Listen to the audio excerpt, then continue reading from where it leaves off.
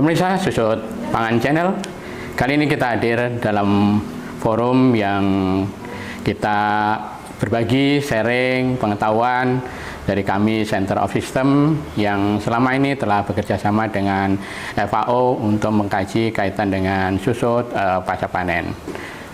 Pada kesempatan kali ini pemirsa semua, kami ingin menyampaikan hasil temuan kami kaitan dengan komoditas cabai. Cabai sebagai salah satu komoditas strategi nasional yang secara klasik sering kita melihat terjadi gejolak di dalam rantai pasoknya. Baru-baru ini saja kita lihat bagaimana gejolak pasar, gejolak harga, fluktuasi harga cabai dari 45.000 bisa sampai 150.000 rupiah per kilo. Nah, kalau kita lihat kondisi ini, tentu ketika harga tinggi, petani sangat bahagia, petani senang bahwa dia dapat hasil panennya lebih, dapat harga yang baik. Tapi yang jadi persoalan adalah konsumen menjerit kepedasan karena harga cabai yang melambung. Nah, ini yang harus kita tangani, bagaimana persoalan susut sering dilupakan oleh para pihak. Petani yang merasa bahwa dia punya produk yang melimpah, pedagang yang selama ini tidak pernah peduli apa yang dilakukan oleh petani dengan produknya. Kemudian juga dari sisi pasar sendiri, yang penting barang ada. Nah, ini adalah persoalan-persoalan yang saya kira kita semua perlu peduli dengan kondisi cabai kita yang saat ini seperti ini, para pemirsa. Kita sering melihat di pemberitaan dan petani kita juga sering menyampaikan bahwa produksi cabai nasional saat ini sudah tinggi. Tahun 2020 saja itu sampai 2,7 juta ton, ya. Satu tahun itu dengan luas panen 73,77 ribu hektar. Bayangkan, ini satu potensi sangat besar sekali, di mana kalau kita lihat contoh kasus yang saat ini sedang kami Center of System kaji bersama dengan FAO, itu sentra produksi terbesar saat ini masih di Jawa Timur.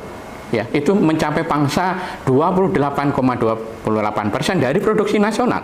Bayangkan, ini produksi yang sangat melimpah, ya, produksi yang sangat melimpah. Namun, pemirsa semuanya perlu ketahui bahwa konsumsi kita stabil. Apa yang terjadi?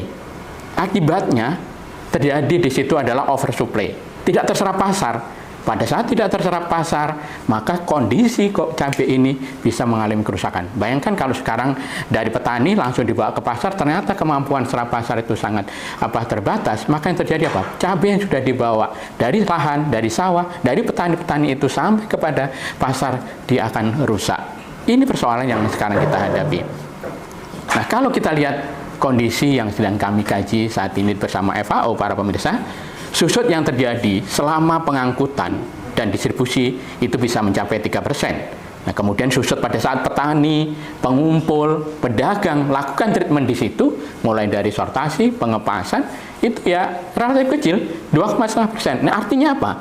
Artinya sebenarnya dari sisi proses penanganannya, good handling practices-nya, para pelaku ini sudah mulai memahami dan juga sudah mulai menerapkan dalam praktek bisnisnya. Tetapi di sini ada kondisi-kondisi yang kita sendiri sebenarnya tidak bisa mengatasi, kondisi yang sifatnya unpredictable dan juga kondisi yang tidak bisa kita tangani dengan teknologi. Contohnya pada saat musim, ya, petani pada saat sudah menentukan umur petiknya, waktunya petik, ternyata musim terjadi hujan sehingga dia harus delay. Dia harus tunda itu untuk pemetikannya. Demikian juga pada saat pemasaran, karena transportasinya yang belum memadai, sehingga apa yang terjadi? Para pemirsa mungkin bisa bayangkan, cabai yang segar dari petani, dia harus bawa ke misalkan pasar, kalau dari sentra Banyuwangi, bawa ke Bali, bawa ke Surabaya, atau bahkan sampai ke area Jawa Barat, Bandung, Jakarta, dan ini butuh waktu yang segera sampai ke tujuan. Akhirnya apa? Budaya yang sering terjadi oleh para pengirim ini adalah adu kecepatan di dalam dia proses mengirimnya. Sampai ada istilah di Jawa Timur itu, istilahnya itu adalah sopir hantu, ya. Di situ artinya apa? Kendaraan truk yang membawa cabai itu tidak ada remnya, sampai istilahnya tidak ada remnya, dia kebut terus sampai di pasar. Nah, kenapa dia lakukan ini? Supaya cabai yang ditangani dari petani yang sudah di packing bagus, sudah ditangani dengan baik itu sampai ke pasar sesuai dengan kebutuhannya, sesuai dengan apa yang ingin diberikan oleh petani kepada pasar. Nah, ini yang juga menyebabkan terjadinya susut. Susut memang relatif kecil, ya. Tetapi ini pun dengan kondisi yang relatif kecil ini belum menjadi perhatian secara keseluruhan. Belum lagi kalau kita lihat secara keekonomian juga belum dipahami bahwa kehilangan dari semua proses tadi itu adalah juga kerugian. Nah, ini yang belum dipahami oleh para pelaku, baik itu mulai dari petani, pengumpul, bahkan sampai kepada pedagang dan juga prosesor. Ini kurang memahami adanya kondisi-kondisi seperti ini. Nah, ketika terjadi penurunan produksi misalkan, apa yang terjadi? Dampaknya begitu produksi cabai tadi, karena merasa bahwa sekarang udah oversupply, maka dampaknya harga menjadi melambung. Tadi saya sampaikan bahwa konsumen menjerit kepedasan karena harganya melambung. Nah, semua ini menjadi panik. Nah, pada saat itu maka ada upaya-upaya untuk menyelamatkan susut. Nah, kalau kita semua pihak mau bersama-sama peduli terhadap susut pasca panen ini, terutama untuk komoditi cabai, maka kita tidak perlu lagi membuka lahan, kita tidak perlu lagi menambah area luasan. Kenapa? Karena ini bisa kita menyelamatkan susut, kita bisa meningkatkan produksi sampai 20%. Bayangkan Bapak Ibu pemirsa Susut Pangan Channel ini, kalau kita peduli di susut saja, kita sudah bisa menyelamatkan 20% dengan effort yang tidak terlalu besar. Nah, maka mari kita bersama-sama mengurangi susut. Dari setiap lini rantai pasok ini, kita harus peduli.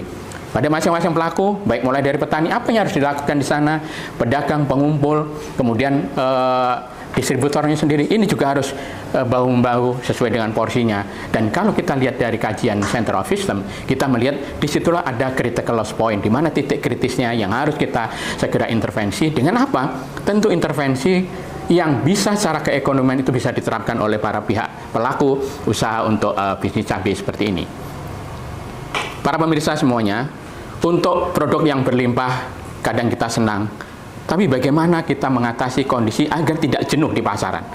Bagi produk yang sudah terlanjur sampai di pasar, yang belum terserap di pasar, kita dapat terapkan satu upaya-upaya dengan menggunakan teknologi penyimpanan dingin.